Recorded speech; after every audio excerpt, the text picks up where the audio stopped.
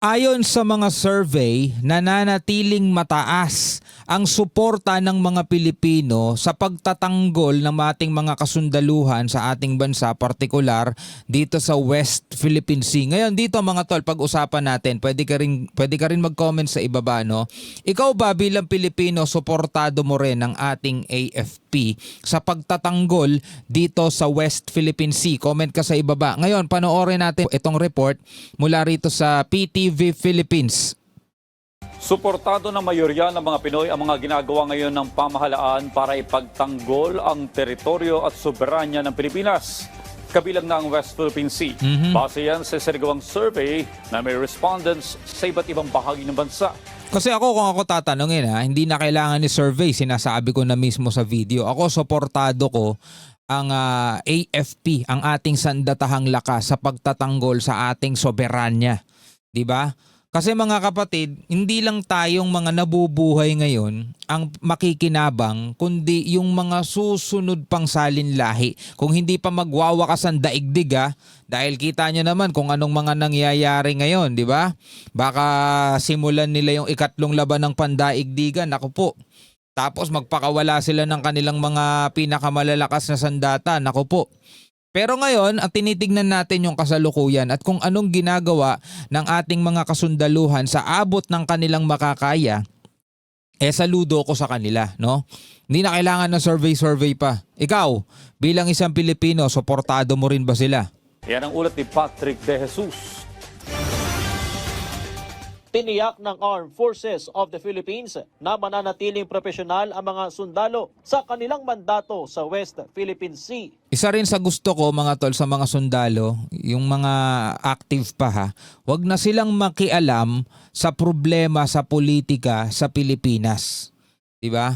Alinsunod sa international law, kasabay ng pagpapatuloy ng transparency o pagsasapubliko sa mga impormasyong dapat malaman patungkol sa mga karagatang sakop ng Pilipinas.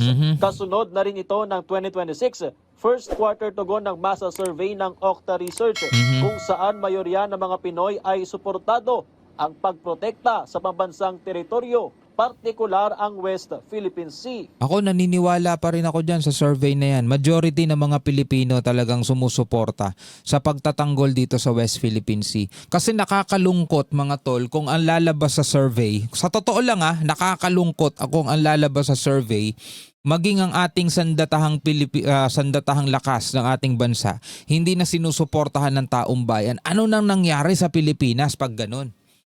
Mauunawaan ko pa mga kapatid kung dito sa politics talagang hati-hati ang opinion. 'Di ba? Hati-hati ang pananaw. Pero pagdating sa sandatahang lakas na ang ipinagtatanggol yung ating sariling kasarinlan, mahirap kung magkakaroon din ng hati-hati dyan o maliit na porsyento ng mayorya ng Pilipinas ang susuporta lang. Dapat nagkakaisa tayo dyan kahit anong kulay ng politika mo Kay DDS ka man, kay Pinklawan ka man, kay Loyalist ka man, di ba? Dapat pagdating sa usaping Pilipinas, dapat iisa lang ang boses natin dyan, di ba? Tuloy natin.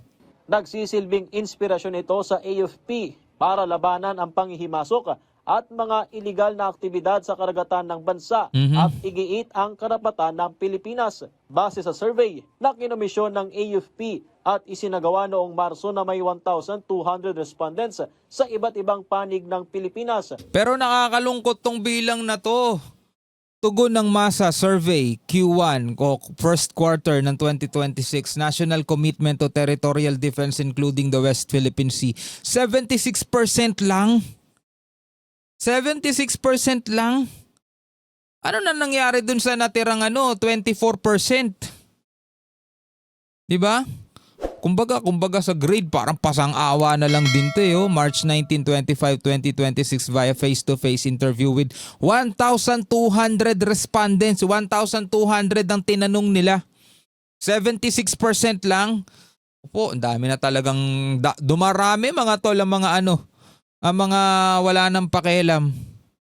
76% ang nagsabing handa silang makiisa sa mga ginagawa ngayon ng gobyerno para ipagtanggol ang teritoryo at soberanya ng Pilipinas, kabilang ang West Philippine Sea. habang 7% ang hindi sang-ayon. Napansin naman ng Okta Research sa survey na sa Davao Region ang may pinakamataas na disagreement rate. Ayun. Nasa Davao Region daw ang pinakamataas na disagreement rate. Yun sinasabi ko kanina di ba? Sana kahit anong kulay ng politika nyo kaso nga naman, di ba, yung ibang mga politics na ina-idol nila, mismong yung mga general dito sa AFP ang binabatikos, yung mga tagapagsalita sa Coast Guard, di ba? Magiging ganun din talaga yung pananaw ng ibang tao. Ayoko na magbanggit ng kung sino-sino man. 34%, habang sa Central Visayas ang may pinakamababang pagsang-ayon. Tapos Central Visayas pa, di ba? Pinakamababang pagsang-ayon. Highest disagreement nationally 34% dito sa Central Visayas, lowest agreement. Habang sa Central Visayas ang may pinakamababang pagsang-ayon. Samantala, hindi lang sa mga barko kundi dinadagdagan at pinalalakas din ang mga air asset ng Philippine Navy para sa maritime domain awareness. Kabilang dito ang anti-submarine helicopters at unmanned systems. Dahil yung ships natin can only go so much. So what the Naval Air Warfare Force do is we extend the reach of our ships. We are there to support our ships through air surveillance, maritime air surveillance.